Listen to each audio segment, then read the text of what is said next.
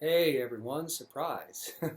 I'm back and wanted to give you all a little bit of an update on what's been going on for the past, about 3 months or so, a little over 3 months. And yeah, I'm sorry I've been away for so long. We were in the middle of doing a series called an Exposition of Romans chapter 10, which I am going to pick up here and talk about a little bit more, Lord willing, in the next week or so. But for now, I wanted to tell you where I've been. And I had mentioned in an email some time ago that I was going to do a video about this, and I'd mentioned something about a health update. So here goes. November 4th, 2019, I had a very unexpected, out of the blue heart attack. And my family doctor and my cardiologist have been having a very difficult time understanding what caused it. And so, to explain just a little bit without going into all of the details, I want to go back to August of 2019. My wife and I took a vacation. We were in Maine, which is one of my most favorite states to go. Just a beautiful state. We love to go up there and spend some time, and especially at Acadia National Park, which is just beautiful. And so in August, early August, we had some much needed vacation time. Had a fantastic time in Maine, very restful. Just saw a lot of just nature's, God's creation in nature's beauty. It was wonderful. And we got back from Maine, and I would say probably, let me try to think and get the details straight. Um, yeah, it was probably around the beginning of September, just after we got back from Maine. I was sleeping one evening, and I had one of those abnormal dreams or visions, and this has happened to me quite a bit over my life, where I seriously think that I am in a different location. During the dream, if somebody pinched me and told me that it wasn't real and that I was just having a dream, I would probably call them a liar. And but I've had that happen to me on a number of occasions throughout my life, and usually when it does happen, actually all the time when it does happen, there is some sort of major um, change that happens. There's always some sort of revelation, just otherworldly revelation or something that hits me, and it affects me for a while. Where it, I go through everyday life, but in the back of my mind, it's like I cannot shake what I saw and what I experienced. And in the beginning of September, I guess it was, um, yeah, beginning of September, I had this dream or vision, and in the dream and vision, I was at a restaurant where there's a banquet facility, and it just so happens that this restaurant is on a route that I take when I would, do some tractor trailer runs to Scranton, Pennsylvania on occasion. For those of you who don't know, my wife and I, we started this fellowship back in 1999. So we've been going at this ministry thing here for like 21 years now. I guess most of it has been full time. But since 2016, and as the revelation increased, and I'm referring to the revelation regarding the book of the Revelation and the Father's love, and this whole reality of uh, the unveiling of Christ in us. Um, it's sort of, well, what happens is it falls perfectly in line with what Apostle John wrote in the Revelation, where when he took the book and ate up the book, it was in his mouth very sweet to his taste, but it made his belly bitter. And And that's the thing about the revelation and the opening of the eyes and the um, seeing by the Spirit what has always been there, that has been literally staring at us right in front of our faces. But we've had our blinders on and we've been unable to see it. And so when those covers come off, it's a very sweet thing. A very sweet thing. The light of the eye, the Psalm says, the light of the eye rejoices the heart. And it's a very sweet taste when you taste and see that the Lord is good, especially in areas that have not really been delved into that much before, if at all.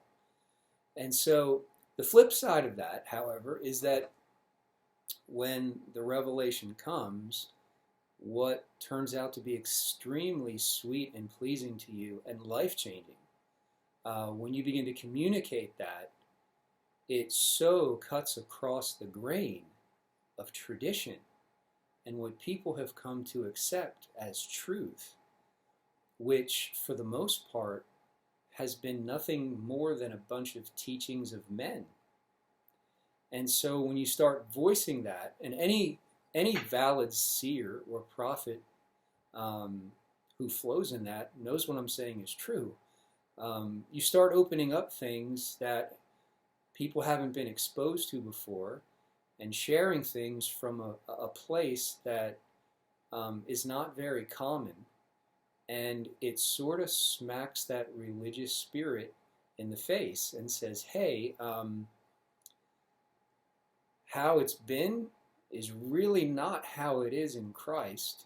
And so what was very sweet to your taste causes you to go through a lot of bitterness. Not bitterness as far as resentment and unforgiveness, but life begins to get a little challenging and difficult because of all of the adverse responses, more like reactions that people have to new light concerning things that have been sort of dark before.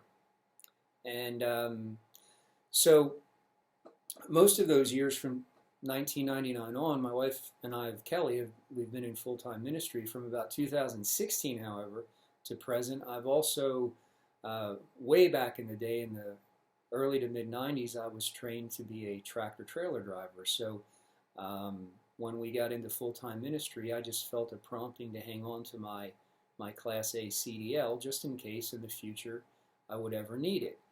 Well, that time came in 2016.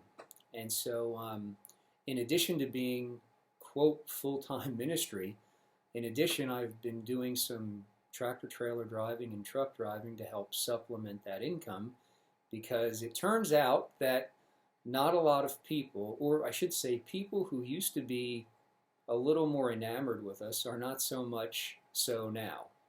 And I get it. I understand that this stuff messes with a lot of religion and tradition, and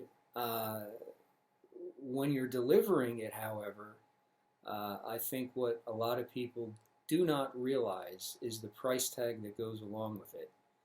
And it may taste sweet and good, but you're going to go through some stuff, especially if you're going to keep moving forward in it.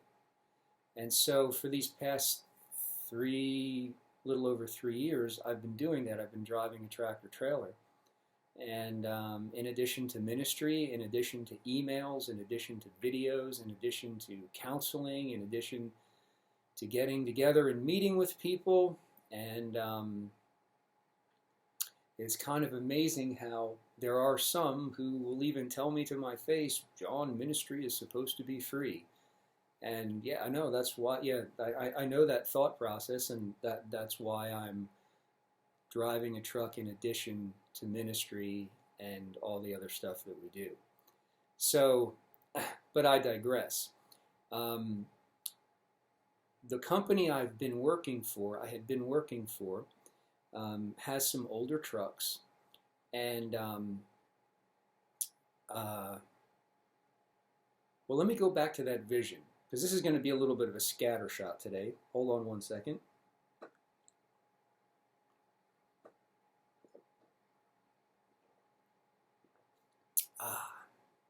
little swig of some antioxidants. But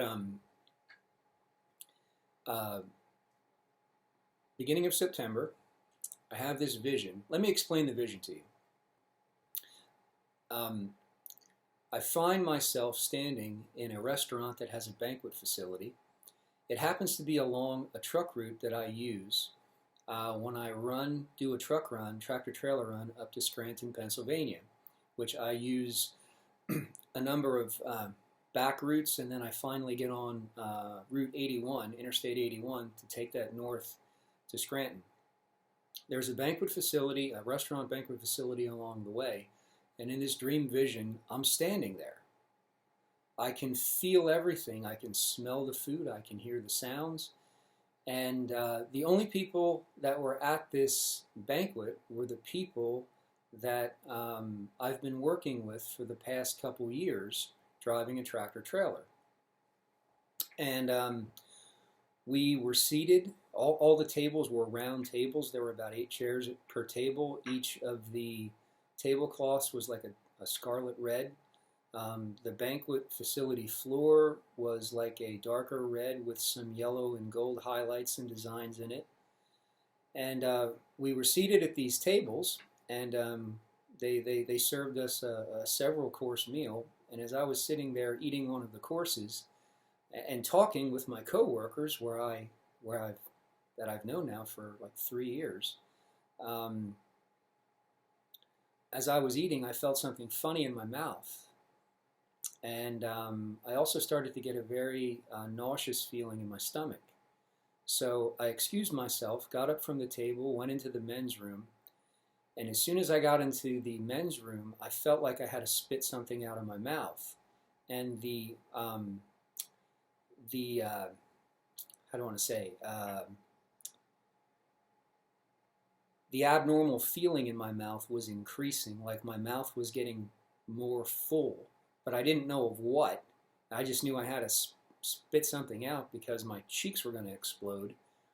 And I held my hands up in front of my face, and I began spitting out my teeth.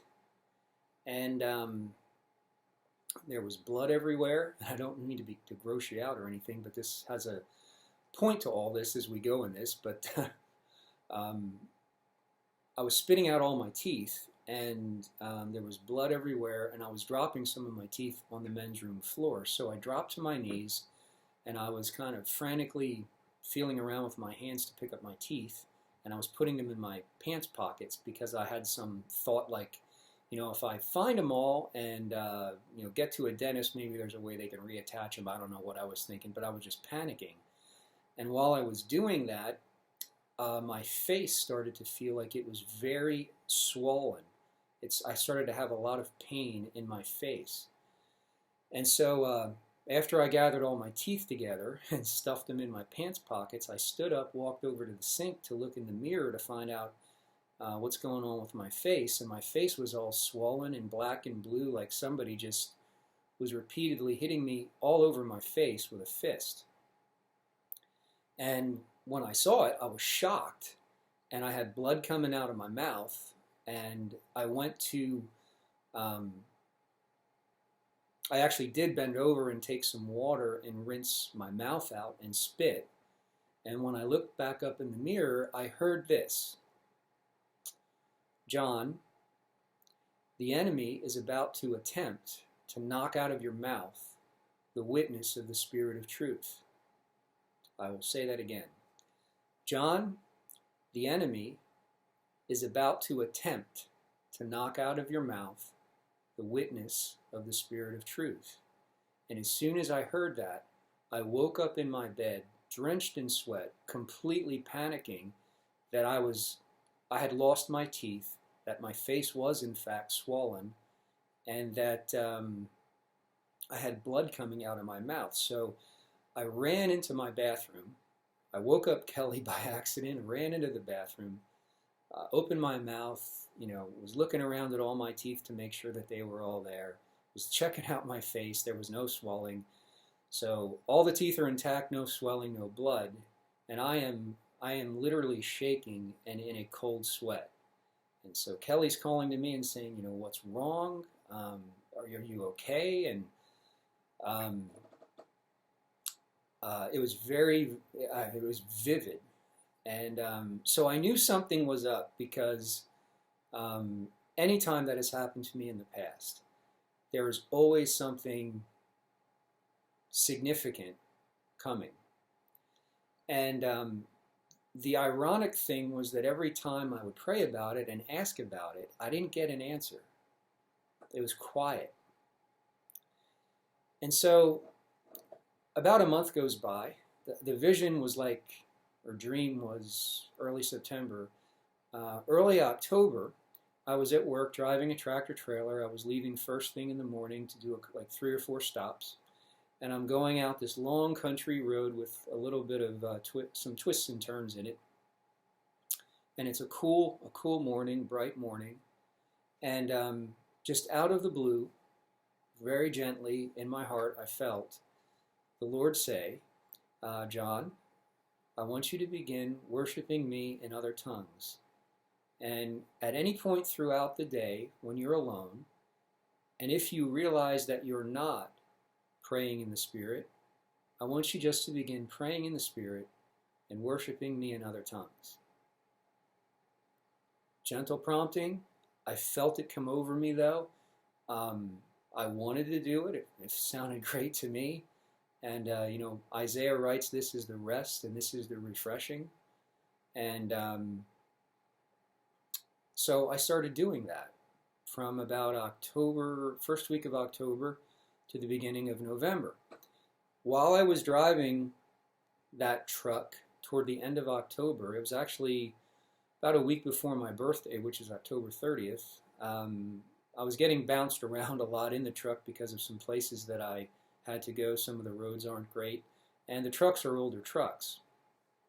And so I was getting a little bit of back pain, and so I had thought about going to a massage therapist that I know who does a great job, always helped me out if I ever had any back stiffness or soreness. And then the back pain started to get a little worse, and so I actually went back to the massage therapist, and it helped for like 3 or 4 days. And then my wife and I were taking air conditioners out of our house, our windows, and then storing them for the winter. And 2 of the air conditioners are upstairs in upstairs windows, so I had to walk them down the steps and back to the storage room behind our laundry room. And I started to experience some pain in my shoulders and elbows and wrists and all my finger joints. And it was a throbbing pain. And so Kelly said, why don't you lay down for a little bit and just rest for a half hour. So when I laid down, the pain left. And when I got back up, the pain would come back. I had no pain in my chest, either side. It was just in my joints. So I figured maybe I pinched a nerve or something, because that's happened before, a long time ago. But the pain really wasn't going away when I would sit up or stand. So Kelly took me to a local patient first place emergency care place, and they checked me out, did an EKG on my heart and everything, and they said, your heart is phenomenal. There's nothing wrong with your heart. There's nothing wrong with, there's nothing that would give an explanation as to why you're having this. Blood pressure's fine. So they gave me the EKG results. And so I went back to work. They gave me a note for a day off, and then I went back to work, and then about 2 weeks went by, so now we're close to the beginning of November. And I guess it would have been November 1st, 2nd, and 3rd, Friday, Saturday, and Sunday. My back really tightened up. And I thought, man, I got to get me a chiropractor. I got to go to see a chiropractor or something, because I am really getting the snot bounced out of me in these trucks. And so my massage therapist actually recommended one, And I thought, come Monday, if this doesn't get any better, I'm calling off work. I'm not going to drive the truck, and I'm going to see if I can get in for a chiropractor visit, because I was actually having a problem sleeping at night. And so Friday night was a little rough, and then Saturday night I got maybe 3 hours of sleep, and then Sunday night into Monday morning I thought, oh my gosh, my back. And so it had been a long time since my back hurt that badly, probably since I was a kid in sports, and I got injured one time. But Monday came, I called off, called this chiropractor, and they said miraculously a spot opened, and they actually have extra time to take a first-time patient. So I went into the chiropractors. When I got to the chiropractors, my back was bothering me so much that I was actually having a hard time taking a full breath. Chiropractor adjusted me, felt phenomenal, felt just a ton of pain and tension released from my back. So I felt great as far as that goes. Went back out to the counter to pay for the visit, and all of a sudden my breathing got really heavy and painful. I could not take a deep breath, and we were standing there trying to figure out what's wrong with me. I had no chest pain at all. And eventually I put two and two together and thought, well, I probably shouldn't drive home like this. So I'm going to call my dad, have him come get me, give me a ride maybe to patient first again, see if they can find something that's wrong that they missed. And after about 10 minutes, I couldn't take it anymore. I was actually having some pain in my right shoulder, my collarbone, and in the right side of my upper back, but nothing on my left side. And so I asked to call the ambulance, and an ambulance came, got there as soon as my dad got there, took me to the emergency room, took me to the ER, hooked me up, did an EKG, and asked me, are you aware that you are having, your EKG is showing you're having signs of a heart attack? And I thought, why would I be aware of that? They said, don't you have any pain on your left side? Or I don't have any pain there. I said, I have pain under my right collarbone and on the upper right side of my back, like I have a muscle cramp or something. And so they went through all the questions. Do I smoke? No. Am I a heavy drinker? No. Am I diabetic? No. Do I use drugs? No. And so the cardiologist was in a matter of 5 or 10 minutes. Kelly was there. She was actually waiting for me at the hospital when I got there. And so they took me and did a catheterization and found that what they call the least important of the main 3 arteries that supplies blood to my heart, the least important of the main 3, had a blockage. It was fully blocked. And they tried to remove the blockage but couldn't, because it had hardened to some extent. And what they also found out while they were in there was that over time, and in hindsight I'm thinking, this whole, whenever you're by yourself throughout the day and you're not consciously aware that you're praying in the Spirit, begin worshiping me in tongues, begin praying in the Spirit. That was probably, a month before that I started doing that every day, every chance I had. They found out while they were in there that 3 collateral arteries formed. Three smaller arteries formed and grew out of that artery, went around the blockage, and evidently were waiting there on standby. And that what I experienced at the chiropractor's office was when that one main artery, which was they call the least important of the main 3 arteries that supply blood to the heart, completely closed and blood completely transferred into those 3 those three other arteries that formed and grew and went around the blockage. They call them collateral vessels. But so what happened was I got basically a 2-day stay in the intensive care unit. They gave me some medication for pain and discomfort.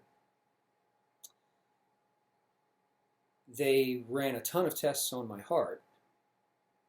And evidently those three collateral arteries that formed and grew and went around the blockage are supplying all of the blood to my heart that it needs. That one particular artery that is now closed had previously been supplying. So the doctor came in and said, honestly, he said, this is amazing. He said, it's a miracle. That's what he said. He said, it's a miracle. He said, because if the amount of blood that those arteries is supplying wouldn't have been sufficient, I mean, you could be talking a whole different story here. And so they ran a bunch of tests. I was in ICU, like I said, for about 2 days. They discharged me from ICU and told me I had a follow-up appointment with a nurse practitioner in a week. But as far as right now is concerned, they're not concerned about the blockage. That the three arteries that formed and grew and went around it are supplying all the blood my heart needs. And the other thing that they found is they ran a bunch of ultrasounds, did some chest x-rays, all that stuff. They have a way of reading the pressure, I guess, and the flexibility regarding the elasticity of my heart and the cardiac tissue. And basically what they have found is that I've had no heart damage. This brings up another interesting point, and we'll get into this eventually because this has been life-changing for me, as I'm sure you could imagine, as it would be for anyone. But in these 3 months, what has been very eye-opening to me, and no bitterness or resentment or anything like that involved, but I observe things, I watch things. And you know, in the 3 months since this has happened, there has been, to my knowledge, one brother in Christ, one, who prayed for me and offered to lay hands on me. And the amazing thing was that he walked into my emergency room that they had me in prior to them taking me for a catheterization. Stranger just walks in with a Bible and says, I heard about what happened to you. Would you mind if I prayed for you and laid my hands on you? And I said, why? Sometimes that's a good thing to ask. And he said, well, he said, I believe that our Jesus is a healing God, and you have a call in a ministry that needs to be fulfilled that isn't finished yet. And he said, and when I lay my hands on you, I am going to believe God that he raises you back up and makes it as if this never happened. So I said, slap your hands on me, brother. So he laid his hands on me, and that's exactly what he prayed. And he said he would try to stay in touch with me. He took my information and everything, even my home information and number, and I never heard from him again, which is fine. I mean, I'm fine with that. But the weird thing is that since this has all happened, most Christians that I have talked to who have found out about this or I've shared it with, the general attitude, folks, and this is sad, is, well, John, what have you done wrong? What are you doing that you're not supposed to be doing? What are you allowing into your life that shouldn't be there? One guy who's a complete stranger got it right. It's like that account in the Gospels where the disciples asked Jesus, Lord, did this man sin or did his parents sin that he was born blind? Like, let's figure out who to blame and what that blame is, why it happened. And it really, in hindsight, I had been thinking about this for a while, and I thought, you know what? No bitterness or resentment on my part. I mean, what that man prayed over me, it happened exactly as he said it. He raised me back up and made it as if this never happened. The blockage is still there. I got a second opinion from a world-renowned cardiologist who works an hour down the road from me. I had my copies of my test results transferred over to his office. He called me on his personal cell phone. I almost fell out of my chair. World-renowned doctor, world-renowned cardiologist who is known for removing heart blockages that others can't or just don't want to mess with. And he read my test results, called me back on his cell phone. He was on the phone with me for about 15, 20 minutes. And he said, honestly, John, he said, if it were me, he said, I'd leave it alone. He said, dog sees the mailman. Scoobs. So he said, if it were me, I'd leave it alone. He said, because the collaterals that formed, he said they're doing their job. They've more than made up for everything that one artery was supplying. And so the follow-up visits to the cardiology office and more tests have proven that there's no heart damage. Nothing wrong with my heart. It's normal. It's actually in the higher end of the strong range for normal, healthy people without any cardiac issues. There are some meds that I need to be on, standard procedure for a year. I've lost a bunch of weight, but in a healthy way. And so yeah, as this thing is unfolded, I look back on it and I think, just the general attitude. It's surprising because, after 21 years of this and this message of the Father and His love and grace and the difference between grace versus law, Old Testament versus New Testament, and the general consensus is, well, are you doing what you're supposed to be doing? What have you allowed into your life to cause this to happen? And the medical doctors themselves cannot figure out what caused the blockage because my blood work is normal. So in February, toward the end of this month, I'm going to meet a lipid specialist who's going to look at my blood work again to try to figure out what caused the blockage. Again, the heart attack was caused by a blockage. It was not like super stress-induced or anything like that. And they cannot figure out what caused it because my blood work has shown no indicators. My cholesterol is very low. It's normal, but it's in the low range of normal. My bad cholesterol is 39. So they're trying to figure out what in the world happened. I said, I can tell you what happened. The enemy attempted to knock out of my mouth the witness of the Spirit of truth. And it gets even more fascinating. I have my follow-up visit a week after my discharge from ICU, my follow-up visit 1 week after with the nurse practitioner at the cardiology office. Did another EKG on my heart 1 week after discharge from ICU. Well, John, I don't know what to tell you, but your heart's normal. You can go back to walking your dog 5.5 miles a day. And I said, excuse me? And I said, 5.5 miles? And she said, nurse practitioner said, yes, 5.5 miles. I said, today? And she goes, well, if you're not comfortable with that, you can start out with 1 mile and work back up to 5.5 miles.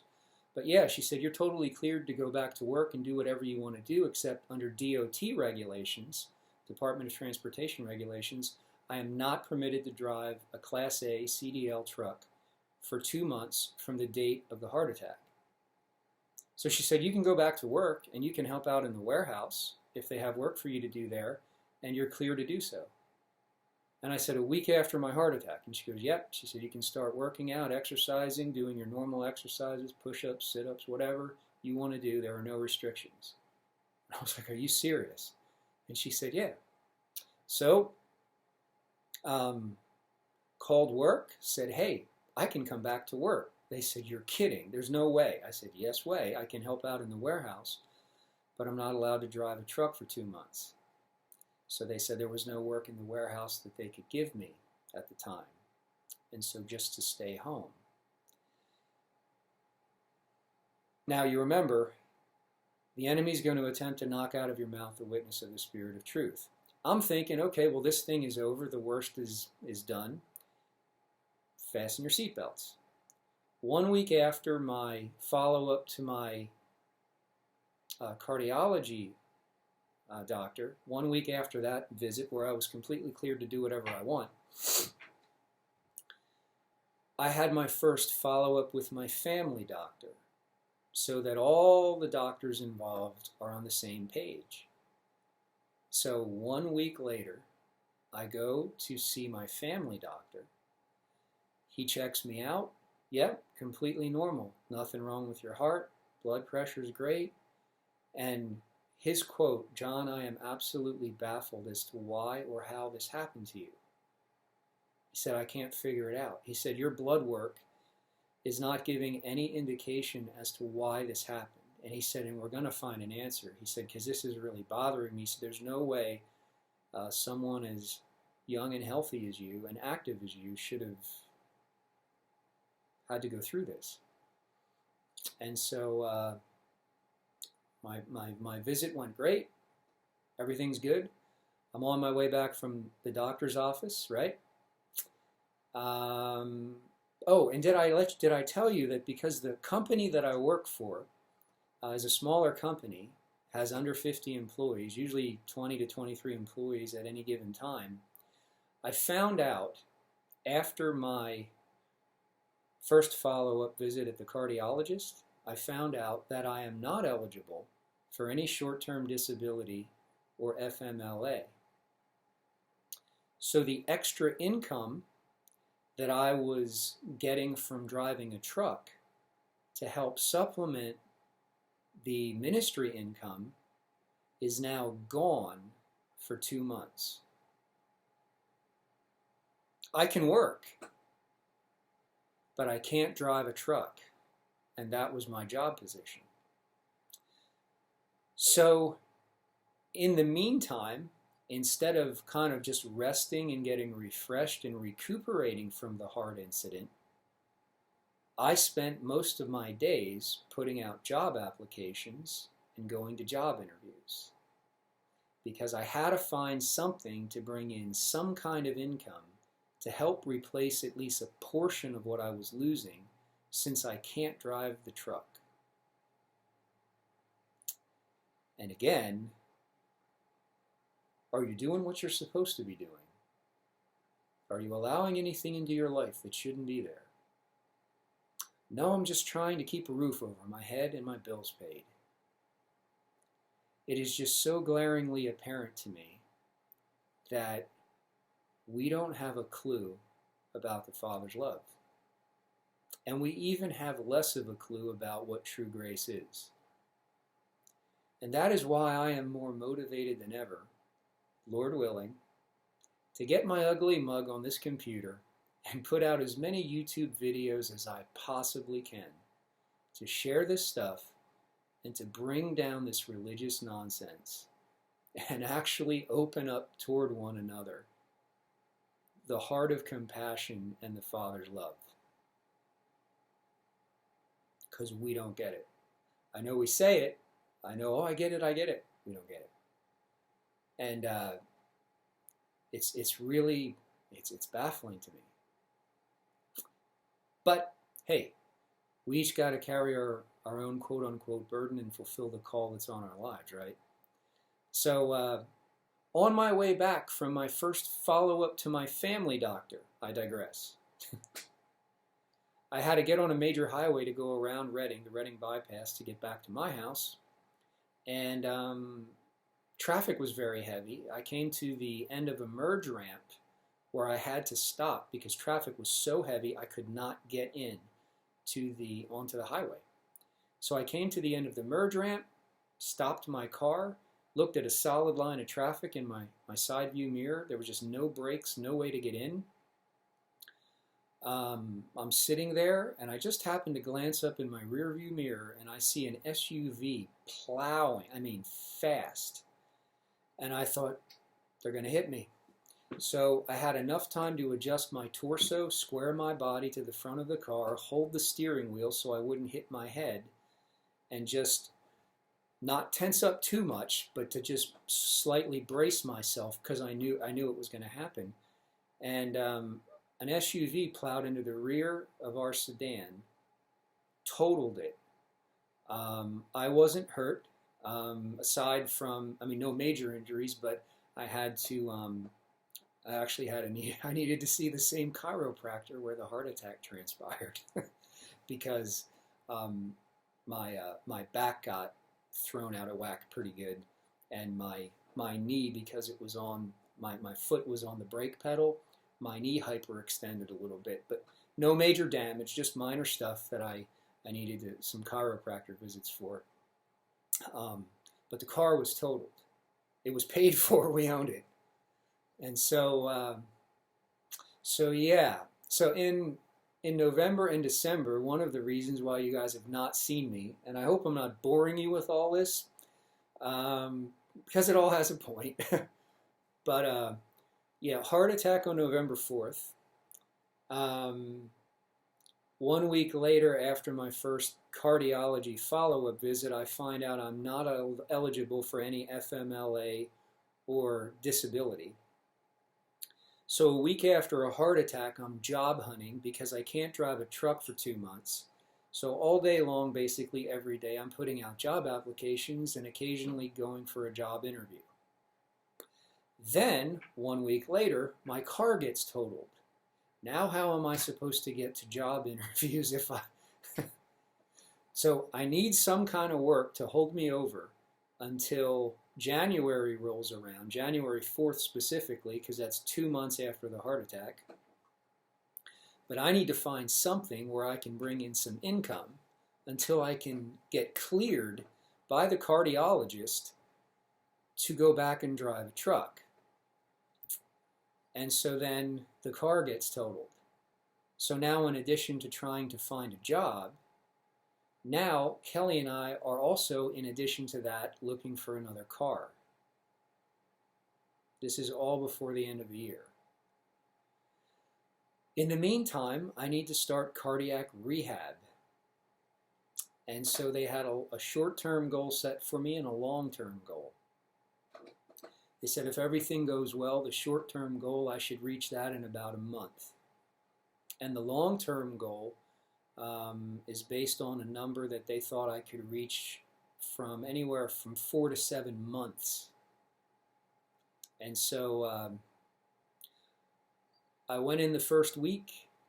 I went through the exercise routine that they had me on. After the first week, I passed the short-term goal, which should have taken a month. I went the second week, and by the end of the second week, I had already eclipsed the long-term goal, which should have taken 4 to 7 months. I did it in 2 weeks. And the whole time I was exercising and doing the rehab, I was hooked up to an EKG, constant monitoring and supervision from nurses. A cardiology doctor was right across the hallway, and I thought, if there is anything wrong with my heart, I am going to push it to see if there is. And if there is, I got a bunch of help around me. I got a doctor across the hallway. And if anything happens, they're there. And at least I know. And nothing happened. So I was able to push it as hard as I wanted to, like I was able to do it before the heart attack happened. And just like that stranger who walked into my emergency room, didn't ask, am I doing what I'm supposed to be doing?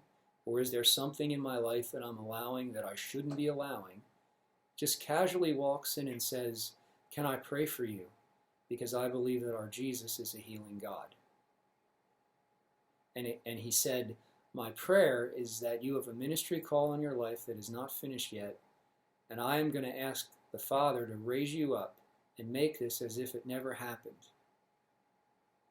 Complete stranger. And you know what, folks? That is exactly what happened. So I actually found another job in the middle of all this. Right now it's part-time, but it could turn full-time shortly, which at this point I kind of need. And Kelly and I talked and decided that I wasn't going back to truck driving, just for obvious reason, the wear and tear, the stress on the road, crazy things that people are doing today. Can't put down an iPhone or an iPad while they're behind the wheel. Try getting hit almost 3 times head-on in one day by tractor trailers because drivers have iPads and iPhones propped up on their steering wheel while they're driving. And they say, don't stress. That's easy for you to say. You're not driving a truck and seeing this happen right in front of you almost every day. So that's the deal, folks. You know, I'm sorry for my absence. It's been a while. But I go back to that vision about the enemy attempting to knock out of my mouth the witness of the Spirit of truth, and from the completely unexpected heart attack to being cleared to go back to work, but no work being there, and then realizing I have no short-term disability. I'm not eligible for any FMLA because the company I work for is a smaller company, to having to take my rest time and recuperation time from the heart attack to actually put out job applications to find something to bring some extra in to supplement the ministry income, and then having my car totaled, and then having to look for a car in the middle of all this, and cardiac rehab too.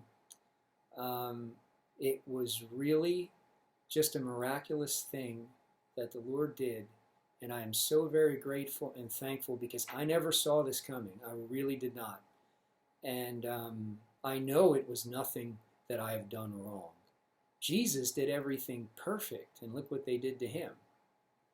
We got to get out from under this law-based Christianity. And, you know, we may have good intentions, but honest to God, when push comes to shove, nothing spews out of our mouth but law and legalism. You know,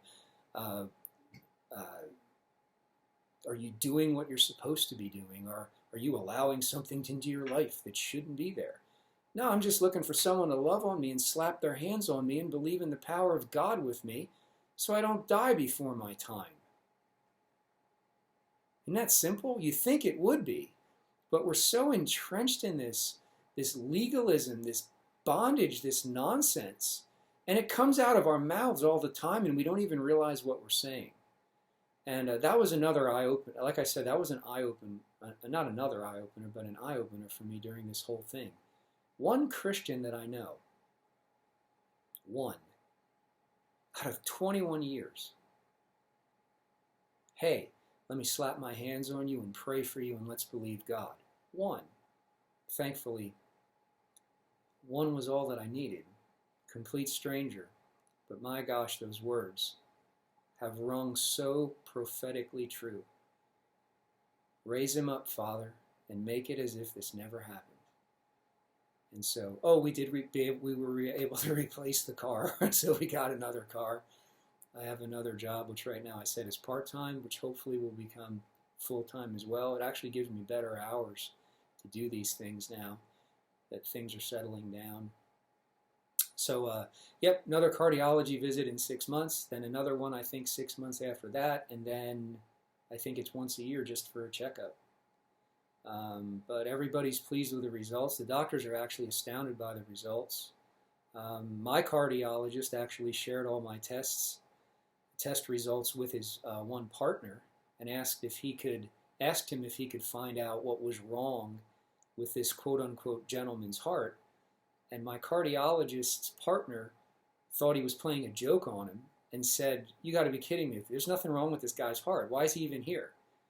And so then my cardiologist had to actually point out the small area And the guy had to like squint and look, and he's like, "Oh my gosh, he had a heart attack." And the my cardiologist said, "Yeah." He goes, "Looking at his heart, you'd never know it." And his partner said, "Well, his heart's normal." I am very grateful and thankful for that, to the Lord, because this could have gone a totally different way.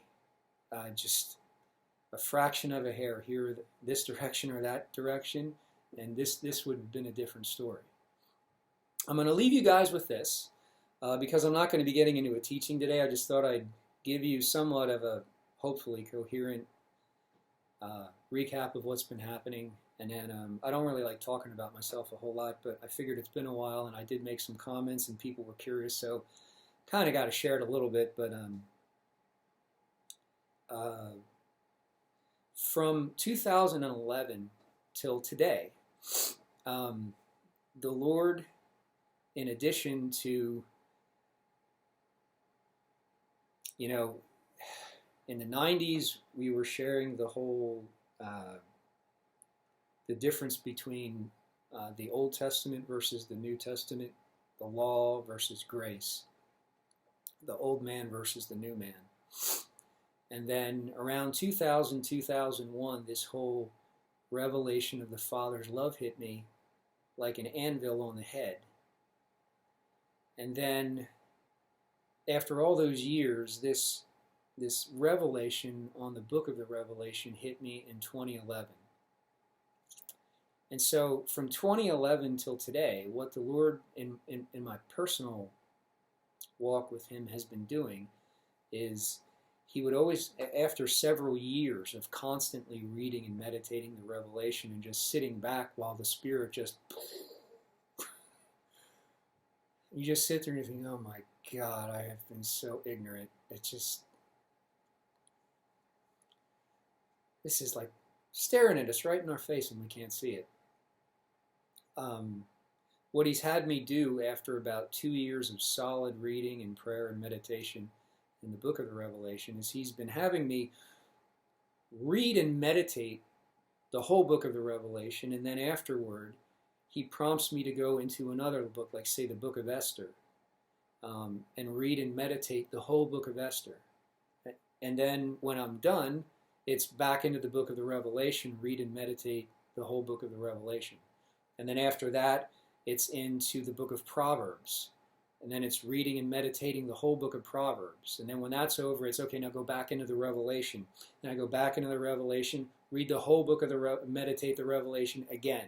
It's like it goes from the book of the Revelation to another book and always back to the book of the Revelation.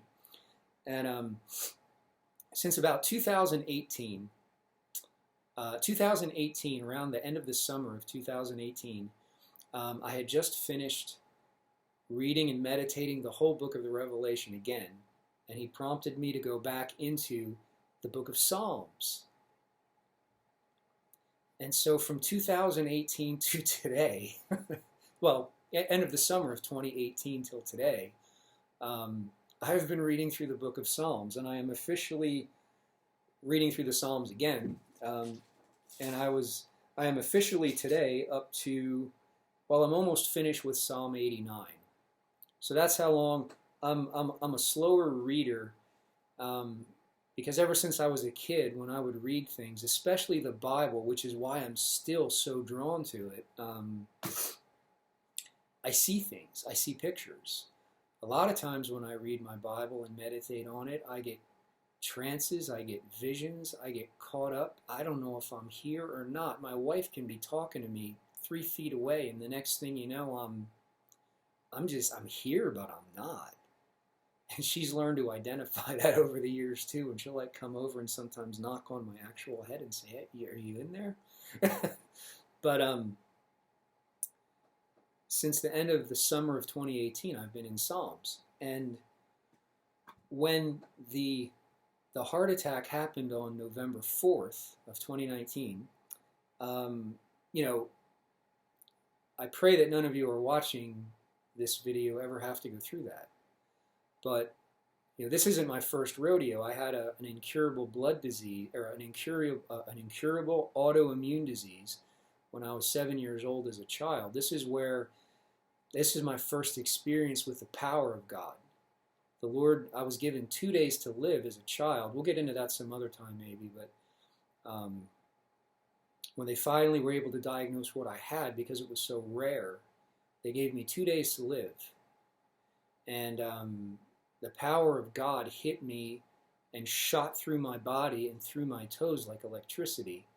And 3 days later, when I should have been dead, I was being discharged from the hospital. And the doctor back then also said, I don't know how to explain this other than it's a miracle. That was when I was around 7 years old. And by the time I was 12, I had so many questions because grandfather died of a brain tumor, grandmother died of diabetes. I knew other family relatives and friends that had passed, way before they should have. And here I am alive. So when I was 12, I found a King James Bible in my parents' one living room end table. It's a King James Bible. I felt drawn to it when I saw it.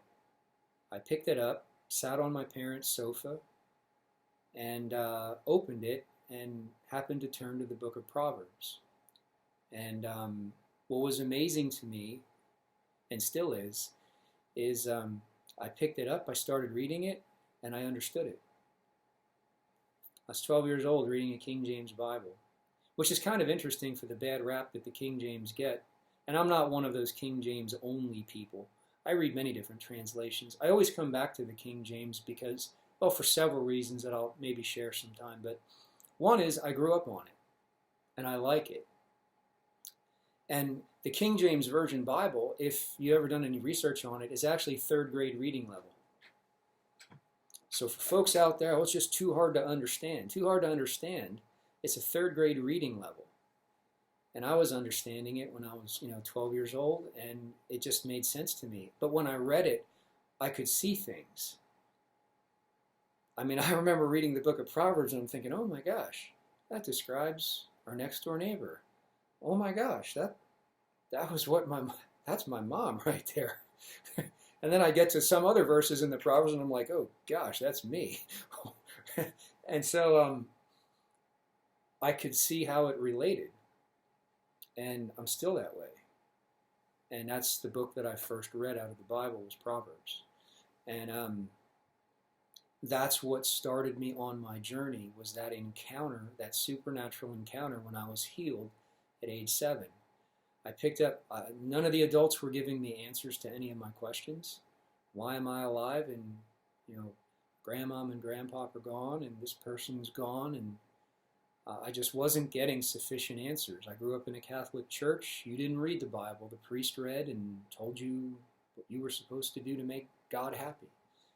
And so when I was 12, I picked up, started reading it, and I haven't been able to put it down since, nor will I ever. And we'll get into that sometime and let you know the details of what happened. But it's funny, the doctors back then said it was a miracle that I survived. I know it was, because there was no medical cure. And it was the same thing with this heart attack. And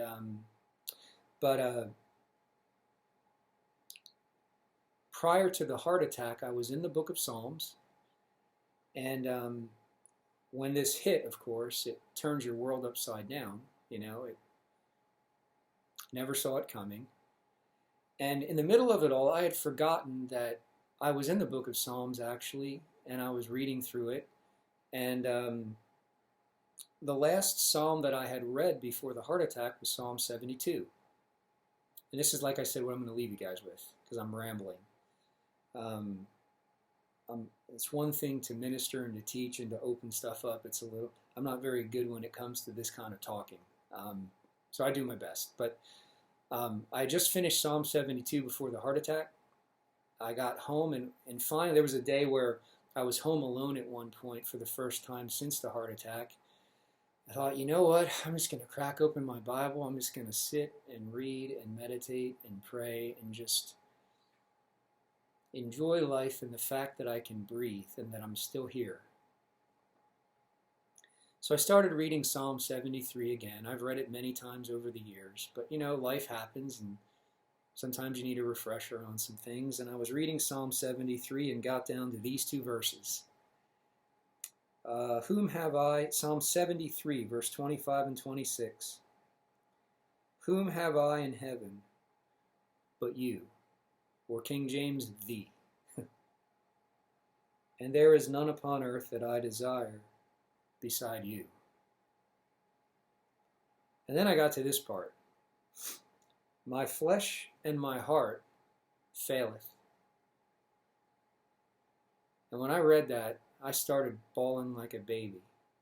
Another translation and an accurate rendering would also be, my flesh and my heart sometimes falter in weakness. That's another way you can render that. My flesh and my heart sometimes falter in weakness. I would call November 4th one of those times. And then it goes on and it says, but God is the strength of my heart and my portion forever. God is the strength of my heart and my portion forever. And that He is, my friend. That He is, my brothers and sisters. He is the strength of this dude's heart.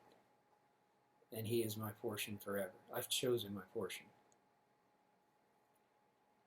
He is my portion. He is the lot of my inheritance. I hope He's that to you guys too. Because He has a way of making the impossible possible and turning things around where there seems like there is no hope and no way out. And when you got a ton of stuff hitting you all at once and it seems like your world is never going to stop spinning, He gives you hope and it anchors your soul. And you can't get that from anyone else. It has to be from Him. Whom have I in heaven but you? There is none upon earth that I desire beside you. What a statement. Is that really true of us? That we can say that to Him? There is nothing on this earth that I desire, Father, but you. And we're already pre-programmed and wired for it because our spirit cries, Abba, Father. Nothing else is going to satisfy. And if that's true, He'll be all the strength your heart needs. And He'll be your portion forever. The verse before that says, you shall guide me with your counsel, and afterward receive me to glory. Whether in the body or out of the body. Just details. So it's good to be back, folks. I'm going to start getting into some other stuff. Pick up where we left off in October. I think the last video was in October before my birthday. And start moving toward the end of that exposition of Romans chapter 10. I'm excited to share about that. I never got to finish it. But for those of you who have inquired, thank you for your inquiries. For those of you who have prayed from a distance, thank you for your prayers from a distance. For those of you who have financially supported and helped us out, we really appreciate it, because if it weren't for just some unexpected, totally out of the blue checks that people have sent, we would have had a problem with that other source of income completely cut off.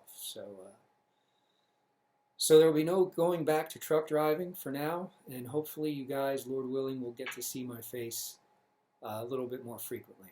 So love you, appreciate you all.